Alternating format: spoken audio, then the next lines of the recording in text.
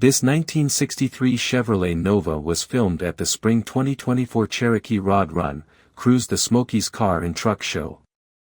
Let us know what you think about it in the comments. To see more from this car show, click the playlist link in the description. Please give us a thumbs up. Subscribe for free to our YouTube channel to see all of our upcoming videos. As always, thanks for taking the time to watch our videos.